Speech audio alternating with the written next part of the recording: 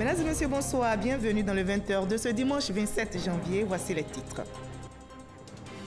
Les militants et sympathisants du RHDP venus des 4 coins de la Côte d'Ivoire se sont retrouvés hier samedi au stade Félix Houphouët-Boigny d'Abidjan pour prendre part au premier congrès ordinaire de leur parti. Le président du RHDP, Alassane Ouattara, s'est prononcé sur la question d'un 3e mandat lors de son discours. Dans ce 20h, nous jetons un regard sur le métier de médiateur professionnel. Qui est-il? Que fait-il? Quelle est sa mission? Comment et pourquoi devenir médiateur professionnel? Nos reporters sont allés à la rencontre de la 4e promotion de médiateurs professionnels, présentement en formation à Abidjan.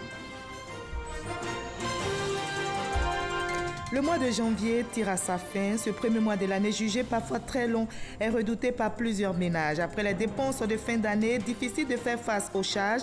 Nous avons interrogé des ménages. Tous appellent à la fin de ce mois de calvaire qui dure pourtant 31 jours. Au moins 18 personnes ont perdu la vie ce dimanche dans un double attentat contre une église de l'île de Jolo, bastion de l'organisation islamiste dans le sud des Philippines. On dénombre également 83 blessés selon un bilan de l'armée. Soyez les bienvenus sur RTI 1. Le parti RHDP est créé. Les militants et sympathisants du Rassemblement des Oufouettistes pour la démocratie et la paix, venus des 4 coins de la Côte d'Ivoire, se sont retrouvés hier samedi au stade Félix Houphouët-Boigny pour prendre part au premier congrès ordinaire de leur parti. Le président Alassane Ouattara, président du RHDP, s'est prononcé sur la question d'un 3e mandat lors de son discours. Le président ivoirien va-t-il briguer un 3e mandat? Élément de réponse avec Viviane Aimé. Président du RHDP, le président de la République Alassane Ouattara, va-t-il être candidat pour un 3e mandat? Le sujet n'a pas été éludé dans son discours. Voyez-vous maintenant, après cette grande fête, il faut qu'on se mette au travail. Il faudra qu'après ce congrès, nous puissions mettre en place les structures du parti sur les bases des textes qui viennent d'être adoptés. Il s'agit des comités de base, des sections, des structures départementales et régionales, des structures à l'étranger, des structures spécialisées et techniques, ainsi que des organes centraux. Je veux organiser le RHDP dans le premier trimestre de cette année pour que l'année prochaine, nous puissions désigner notre candidat pour l'élection présidentielle de 2020. Oui, ce choix sera un choix démocratique. Tout le monde pourra être candidat, tout le monde, y compris ceux qui sont absents, ils peuvent être candidats s'ils le veulent. Le RHDP ne fait pas d'exclusion. Quel que soit le parti, quels que soient les responsables des partis, venez, si vous le voulez, au RHDP pour être candidat et les militants choisiront le candidat du RHDP l'année prochaine. Voyez-vous,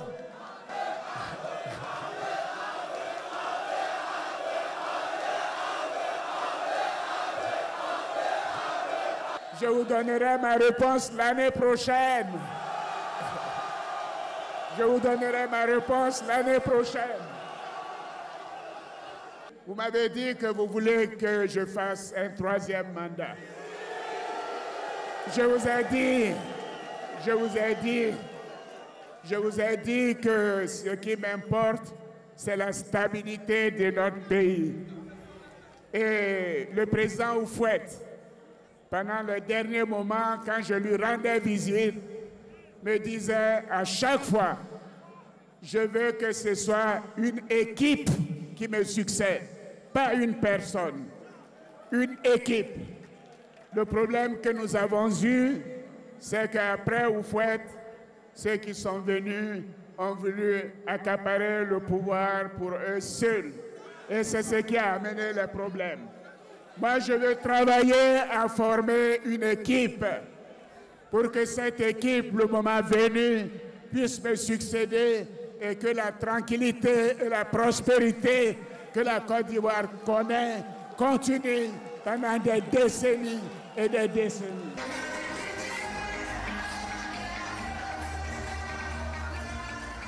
Voilà, les militants du Rassemblement des Oufouettistes pour la démocratie et la paix ont réagi au micro de nos reporters sur la création de leur parti. Le RHDP entend rassembler tous les Ivoiriens. Nous les écoutons. Le RHDP, c'est le rassemblement, c'est Oufoué et c'est la paix. Je crois que si on a ces éléments-là, tous les Ivoiriens ne peuvent être que d'accord. Donc je pense que nous sommes sur la bonne voie et on demande à tous les Ivoiriens de venir pour qu'ensemble on bâtisse ce pays, pour qu'ensemble on construise la paix dans ce pays, pour qu'ensemble on puisse faire le développement dans ce pays.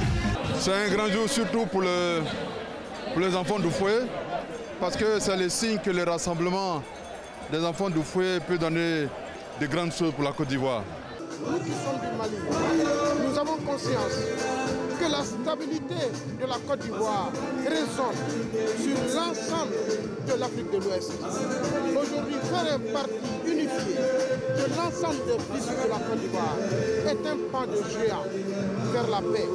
La Côte d'Ivoire doit continuer de parler au monde parce que la Côte d'Ivoire aujourd'hui est leader de notre économie sous-régionale. Les enfants de Oufoué se retrouvent et vous savez que Oufoué a toujours prôné l'union entre ses fils et ses filles. Et nous, en tant que disciples de Oufoué-Boigny, nous ne pouvons pas ne pas être à ce rendez-vous. Le RHDP est la solution pour un développement harmonieux de notre pays. Nous y croyons et nous souhaitons que cela puisse se faire dans de bonnes conditions. Un très grand jour, mais surtout la matérialisation de cette volonté interne et intrinsèque des populations ivoiriennes. L'union, la solidarité, le rassemblement. Nous sommes très fiers de la Côte d'Ivoire, nous sommes très fiers du président Alassane Ouattara. Tous ces militants de PDC et de Saint-Douma adhèrent totalement au RHDP, qui est le lieu de rassemblement des fils et filles de Félix Houphouët-Boigny. C'est donc un grand jour, c'est la Côte d'Ivoire, disons, sous la houlette de son Excellence le président Alassane Ouattara va nous conduire dans le bonheur vers l'émergence. Une mobilisation comme on n'en a jamais vu en Côte d'Ivoire.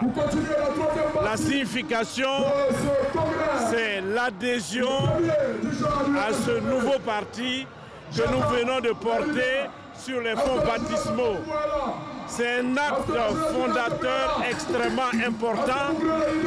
C'est également le soutien à la vision du président Alassane Ouattara qui veut une Côte d'Ivoire rassemblée, unie, forte et réconciliée. Le RHDP fait revivre Houphouët-Boigny, fait revivre sa pensée, fait revivre une Côte d'Ivoire apaisée, en paix, réconciliée, une Côte d'Ivoire une. À partir de ce congrès, la Côte d'Ivoire va continuer de se consolider et que les enfants de Houphouët-Boigny continueront d'être ensemble. Nous sommes satisfaits de voir qu'aujourd'hui, le RHDP va naître et va pouvoir accompagner le président de la République, Alassane Ouattara, dans son projet de développement de la Côte d'Ivoire, dans son projet de stabilisation, dans son projet de recherche de la paix pour notre pays. La vision du président Ouattara est en train d'être mise en œuvre. Sa vision, c'est de reprendre le flambeau là où il avait laissé Houphouët-Boigny, c'est-à-dire rassembler toute la Côte d'Ivoire. Avec la crise que nous avons connue, il était important de recoller les morceaux et c'est le président Ouattara qui a le leadership qu'il faut pour rassembler tous les Ivoiriens. Le RHDP est très important parce que nous pensons que c'est le parti qui va permettre aux Ivoiriens de se retrouver. C'est le parti qui va permettre le développement de la Côte d'Ivoire et c'est le parti qui va opérer la réconciliation nationale. Voilà, le parti RHDP est donc créé. Le RHDP est présidé par Alassane Ouattara, entend incarner, je rappelle, les valeurs de l'oufouettisme, de garantir la paix, la stabilité et le développement. Notre reporter Mama Traoré se penche sur les enjeux de l'offre politique du Rassemblement des oufouettistes pour la démocratie et la paix, RHDP aux Ivoiriens. Mis sur pied le 18 mai 2005, le Rassemblement des oufouettistes pour la démocratie et la paix, RHDP, s'est officiellement constitué en parti politique ce samedi 26 janvier 2018. 13 ans d'histoire marqués par la conquête et la gestion du pouvoir d'État depuis 2011 sous le leadership du président Alassane Ouattara. 50 ans après, nous sommes au stade Géo-André, devenu stade Félix Houphouët-Boigny, pour la naissance d'un parti qui rassemble tout ce qui est graines intellectuelles et graines scientifiques et graines d'expérience moulues dans un seul verre pour faire d'un parti un parti d'union, un parti de rassemblement, un parti de tolérance, un parti d'intégration et un parti de développement auto-centré. C'est une très bonne chose que tous les fils et toutes les filles du président Houphouët-Boigny se retrouvent aujourd'hui autour du président Alassane, qui est en train de faire un travail herculéen au profit de toute la population de Côte d'Ivoire. Le RHDP, c'est la fusion de bonnes volontés politiques, de bonnes volontés techniques, qui ont déjà fait la preuve pour mener à bien cette émergence voulue et prônée par le président de la République. Aujourd'hui, nous avons une grande convergence de vues des enfants d'Oufoué, au-delà des divergences politiques, ethniques et religieuses. Aujourd'hui, c'est un grand jour pour notre pays, un grand jour de rassemblement, un grand jour d'union, un grand jour de communion, où tous les Ivoiriens ont décidé de se rassembler. Constitué de plusieurs partis politiques, mouvements et associations, le RHDP entend incarner la nation ivoirienne unie dans toute sa diversité. Le RHDP, ce n'est pas le parti unique, attention. C'est l'ensemble des Ivoiriens qui partagent les idéaux d'Houphouët-Boigny, qui sont les idéaux de paix, de stabilité et de bâtisseurs. Aujourd'hui, la Côte d'Ivoire est née. Et le maître d'ouvrage de cette renaissance, c'est bien le président Alassane Ouattara. Aujourd'hui, nos attentes sont celles que le président Houphouët-Boigny nous a données dans les années 60 jusqu'à 1993 à sa mort. Alors, le président Alassane Ouattara, les Ivoiriens savent que demain sera un jour meilleur. J'ai été un militant du Front populaire ivoirien. Moi, aujourd'hui, élu de la nation, épris de paix et de justice, je pense que la seule chance qui reste à la Côte d'Ivoire, c'est le président Alassane Ouattara. Nous sommes convaincus que c'est la clé du maintien de la paix. Le RHDP vante également la stabilité et les progrès notables que connaît le pays depuis son avènement au pouvoir d'État. Pour les militants, il faut donc miser sur la continuité. Nous pensons que c'est une chance immense pour la Côte d'Ivoire que les enfants d'Oufoué se tiennent la main, se parlent, se comprennent et regardent ensemble dans la même direction. Depuis l'avènement du RHDP au pouvoir, il y a la paix, il y a la stabilité, il y a le vivre ensemble qui se fait sentir. Pendant que le RHDP fonctionne, la Côte d'Ivoire se porte très bien. Sur tous les secteurs, il y a eu du progrès. Nous sommes la première force politique en Côte d'Ivoire. Nous sommes contents, nous sommes en fête. Vous-même, vous voyez la mobilisation. À un an de l'élection présidentielle de 2020, le RHDP se met déjà en ordre de bataille avec pour principal objectif de rassembler les Ivoiriens autour de l'idéal de paix et de développement du président Félix Houphouët-Boigny. Et ce premier congrès du RHDP a été un moment de communion entre militants. Il y avait de la bonne ambiance au stade Félix Houphouët-Boigny d'Abidjan, des militants et sympathisants qui ne voulaient rien rater du discours d'orientation du président du RHDP se sont retrouvés même en dehors du stade pour mieux écouter le président. Mobilisation, ambiance, sécurité, les coulisses du congrès ordinaire du RHDP. On en parle avec Eric Goré et Alexis Ouedraogo.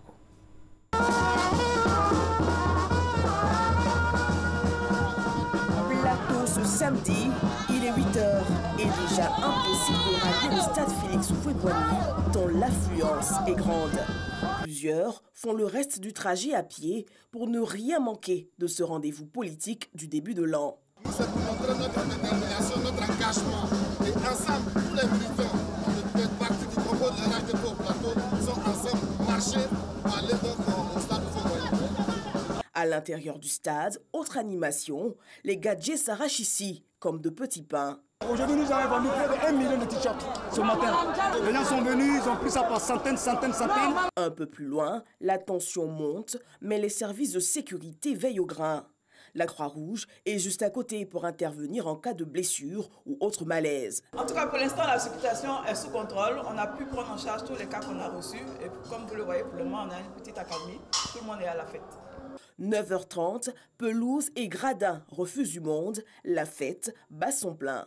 Toute la Côte d'Ivoire est rassemblée. Leader, Concorde, MFA. Je vois c'est formidable, c'est inédit. Nous avons marqué la Côte d'Ivoire à travers la création du RADP. En venant, j'ai vu qu'il y a beaucoup de personnes qui n'ont pas eu accès au stade parce que le stade ne peut pas contenir tout ce monde-là. Un dispositif est même déroulé pour ceux qui ont petite faim et soif. Est-ce que ça se passe bien? Oui, ça se passe bien pour le moment. Ok. On a seulement eu du retard à cause du protocole, le camion n'est pas vite arrivé. Oui. Mais ça s'est réglé. Et actuellement, les populations... Oui, tout le monde est content. On attend d'évacuer actuellement. Ok. Vous voyez. Comment vous vous occupez? Parce que c'est des milliers de personnes, comment vous gérez ça? Bon, on a des personnes déjà sur place dans chaque compartiment du stade pour évacuer tout ce qu'il y a haut. La fête ne s'est pas uniquement déroulée à l'intérieur du stade. Ceux qui n'ont pas pu y avoir accès ont pu suivre l'événement sur les écrans géants aux alentours.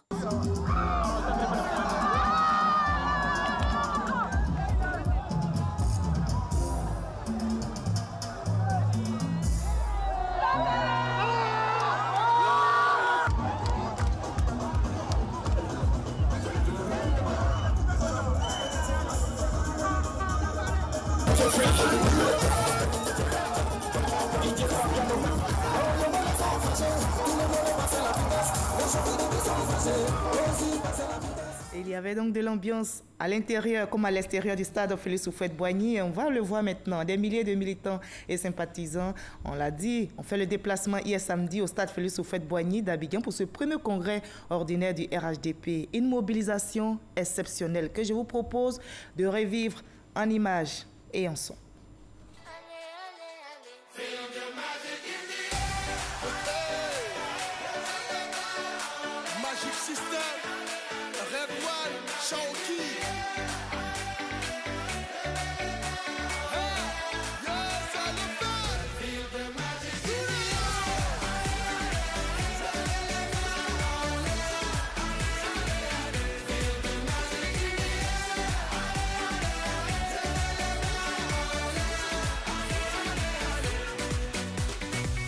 Comme d'habitude on est calé,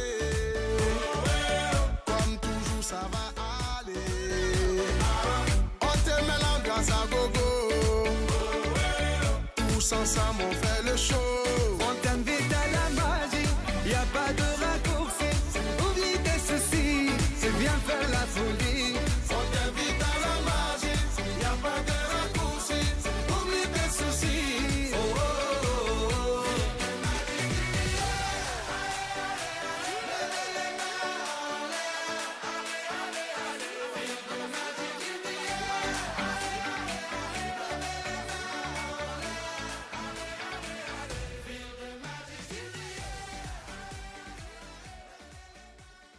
Et voilà tout ce que l'on pouvait dire ce soir sur le chapitre consacré au congrès ordinaire du RHDP tenu hier samedi 26 janvier ici à Abidjan.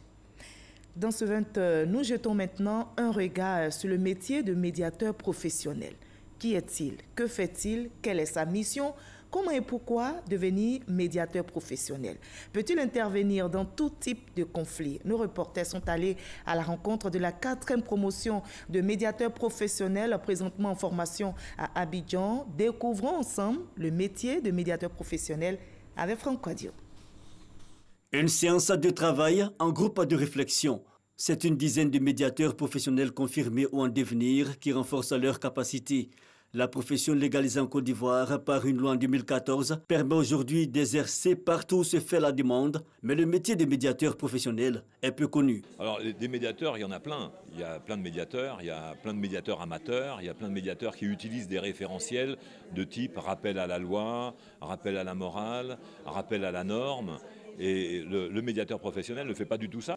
Ce n'est pas du tout des personnes qui sont là pour réguler ou intervenir au nom d'une autorité. Ce sont des personnes qui interviennent pour aider les personnes à travailler sur leur projet relationnel. Une profession qui a sa spécificité. Elle est différente de celle du médiateur social, par exemple. Le médiateur professionnel opère de façon transversale dans tout domaine d'activité, de l'entreprise en passant par le foncier, les affaires conjugales et même celles de voisinage. Quand on voit le médiateur, en général, on parle du conflit tout de suite. Mais nous, au niveau de la médiation professionnelle, on va au-delà du conflit.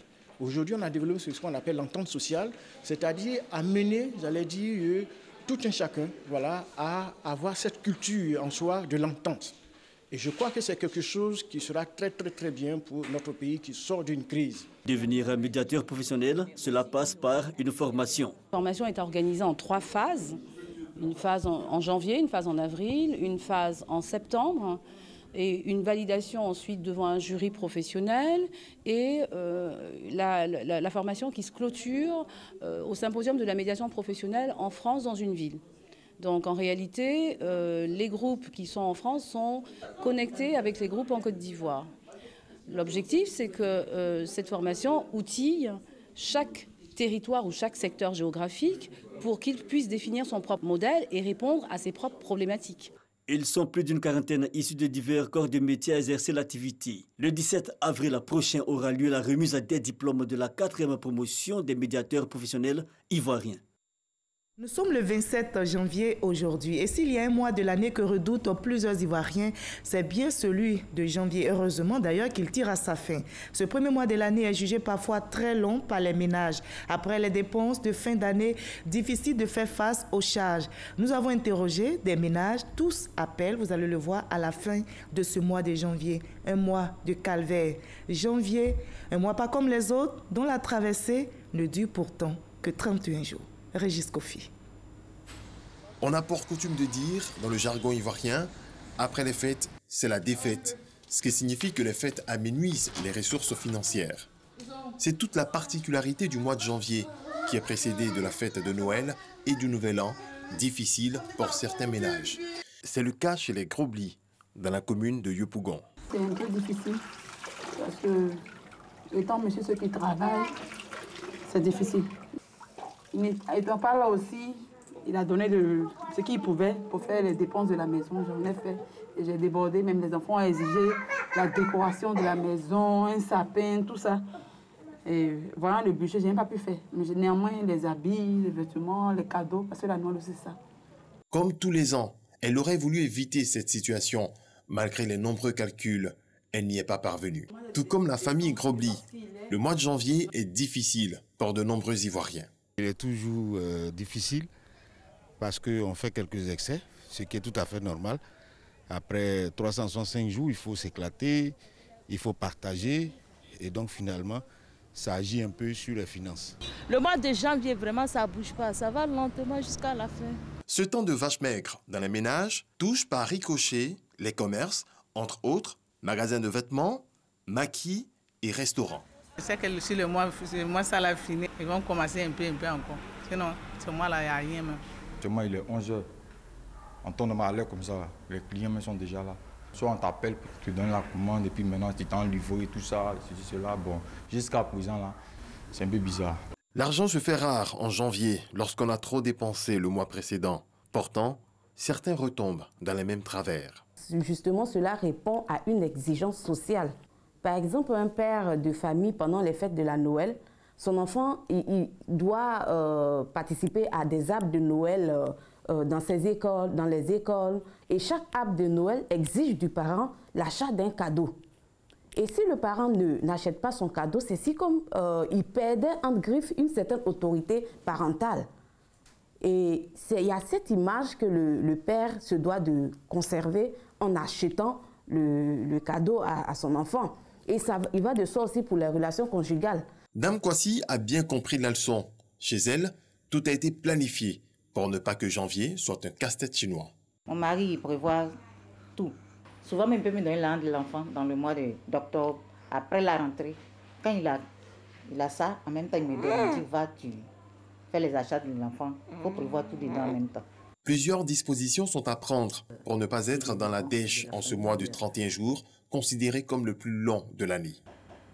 La rigueur budgétaire amène à subdiviser ou à réorganiser ces dépenses en dépenses essentielles, en dépenses de loisirs et puis épargne. Quand je dis rigueur budgétaire et la catégorisation en ces trois groupes, on retrouve dans la littérature une décomposition, une affectation du budget à ces trois catégories. Lorsque les revenus sont gros, donc en Côte d'Ivoire, où l'on parle d'un revenu moyen de 120 000, donc au-delà de 120 000, eh bien, on peut penser à une répartition 50% pour l'essentiel, 30% pour le loisir et 20% pour l'épargne et pour, en quelque sorte, la catégorie financière. Mais lorsque le salaire est inférieur, en deçà des 120, on peut penser 80% pour l'essentiel, 10% pour le loisir et 10% pour l'épargne. Et quand c'est encore plus faible, on peut penser 80, 15 et 5. Il est vrai que le mois de janvier est précédé de 2 mois de grosses dépenses, à savoir le mois de septembre avec la rentrée scolaire et celui de décembre avec les fêtes de Noël et du Nouvel An. Toutefois, une bonne organisation des dépenses permettrait d'entamer avec sérénité la nouvelle année. Voilà, on est donc invité à prendre toutes nos dispositions pour mieux planifier le prochain mois de janvier, c'est-à-dire en 2020.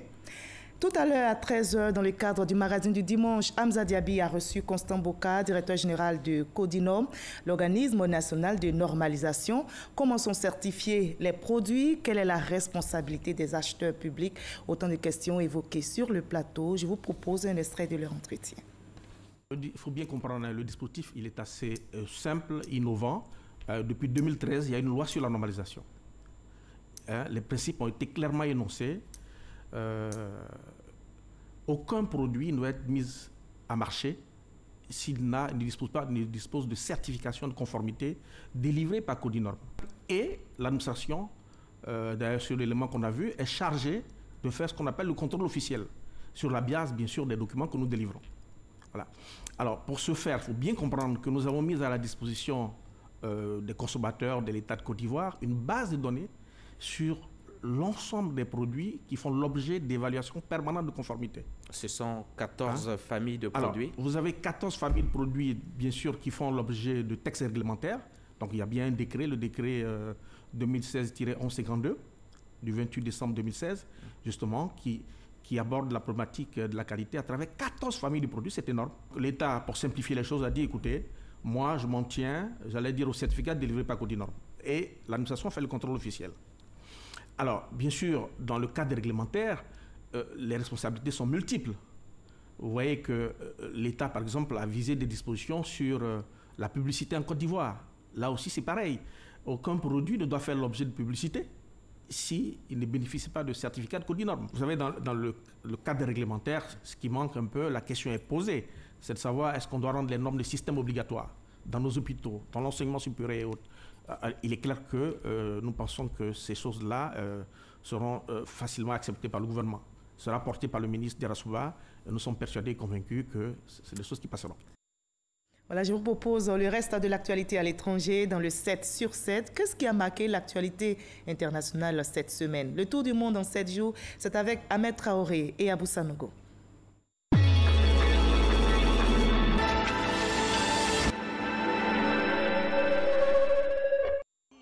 Au Sénégal, Karim Wade et Khalifa Sall ne seront pas candidats à l'élection présidentielle du 24 février.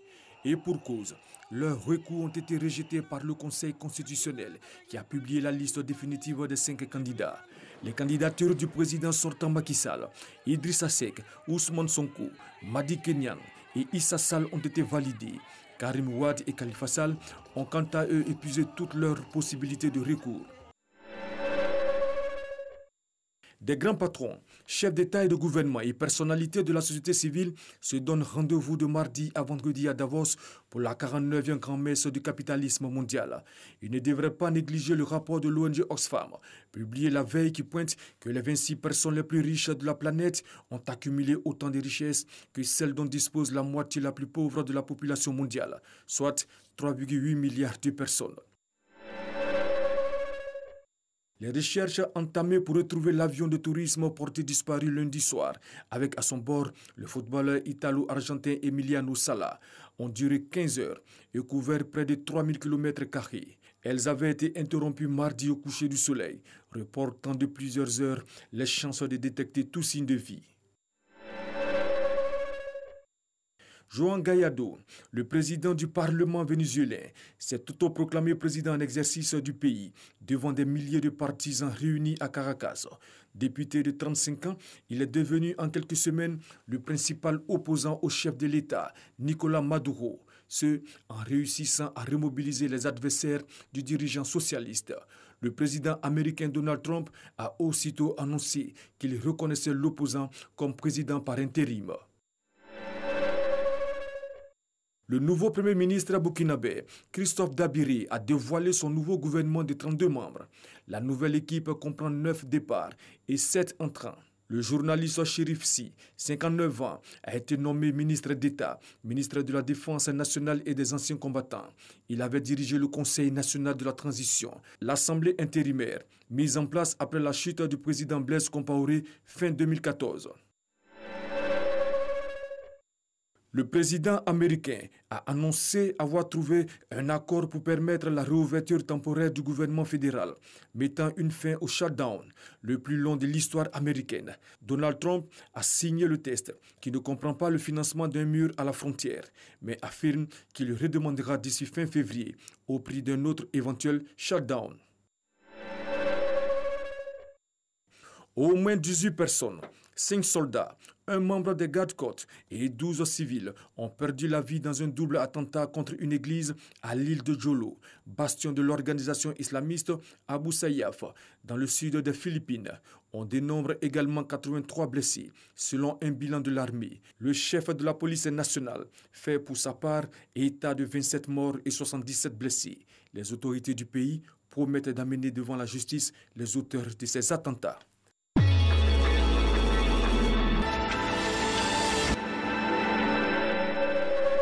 Fin de ce 20h supervisé par le rédacteur en chef Adama Koné. Merci à toute l'équipe technique et à la réalisation, surtout à vous de nous suivre. À 23h, retrouvez Kolo Klubali. Demain 20h, Fatou Fofana.